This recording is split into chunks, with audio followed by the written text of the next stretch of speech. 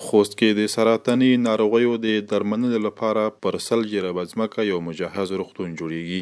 که څه هم د خوست اوسیدونکي او ناروغ لرونکي په دغه ولایت کې د روغتون جوړېدو ته خوښ دي، خو له مسؤلینو یې د چارو د ژر پیل غوښتنه لري. د سرطاني ناروغیو د درملنې روغتون د خوست د اسماعیل خیلو مندوزیو په ولسوالۍ کې صنعتي پارک ته څیرمه د خوست ګردیز پر لویه لار د یو ملي سوداګر په شخصي لګښت جوړیږي. د رحیم شاه او شیر ادم په نوم 2 ناروغ لرونکي وایي چې د خپلو ناروغانو درملنې ته ډیر اندېښمن دي، ځکه نشي کولای په اسانۍ سره یې پاکستان ته یوسي.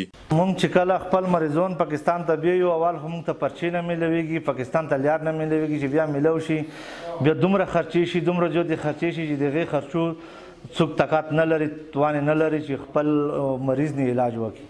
بعض خیز کې چې کوم استپال جوړیږي کنه د مریضونه یک کینسل پورا بعض د څومره زر جوړ شي دومره ریغ دی، ځکه چې کینسل مریضونه ډیر دي. خیز کې خیز تقریبا خیز ولایت کې ما ډیر دي چې څومره کوشش کوشي دا فهمي پر پیدا ده.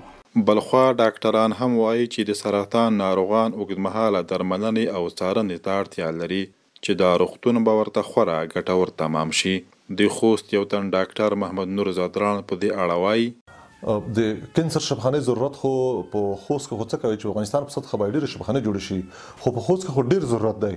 دلته زموږ کلینیک ته لکه یو څو کله کې چې موږ د وینې مریضانو د تلاسیمیا او د مریضانو لپاره موږ کوم علاج شروع کړی دی، هغه مریضان چې په هندستان کې یا په پاکستان کې د کینسر په دوايي لاندې وي، دا خو ډېر دوامدار علاج ته ضرورت لري، 2.5-3 کاله علاج ته ضرورت لري.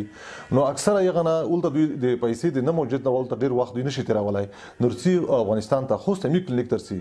دا اوس هم د موږ سره د مزید مریضان پروتې چې کینسر په دوايي باندې وي، بیا د مریضانو د خولې د پیزنه وینه بهږي، هغه دوايي ډېره سخته ده.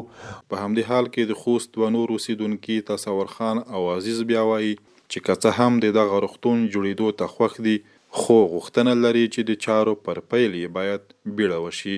د هغوی په خبره ډیری خلک د خپلو ناروغانو د درملنې وس نه لري.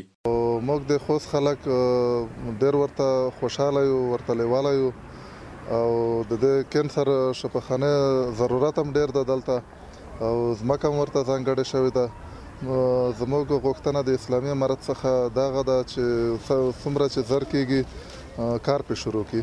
بهرنۍ هیوادې ته لاړ شي، مصارف یې اضافه وشي. دوی لپاره دغه یو خوشخبري وه، چون وسپره د کورینه پیل شوي نه دي، په ټاپه ویلوړ دي، یوازې یوه اوضاع پېرته شوي دي تر څو دغه روغتون جوړ شي.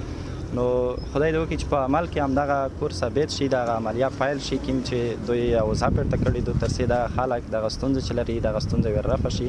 ورته مهال د خوست مرستیال ولی بیا وایي د څو لسیزو پر مهال هیواد کې د کیمیاوي وسلو پر استعمال سره د سرطاني ناروغیو شمیر زیات شوی دی.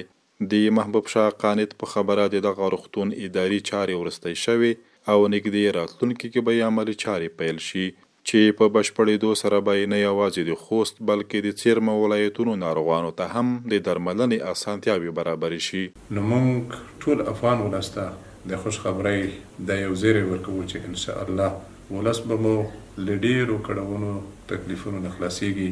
په خپل وطن کې به د ناروغانو علاج کېږي، مساحت نه دا معلومیږي، د تعمیر نه دا معلومیږي چې دا نه د خوست بلکې د ټول افغانستان په کچه روغتون وي. خوست کې د ناروغانو د لیږد کمیسیون سره پر سرطان اخته 14,000 ناروغان ثبت شوي چې د غلام خان بندر له لارې پاکستان ته د تګ شیبې شماري.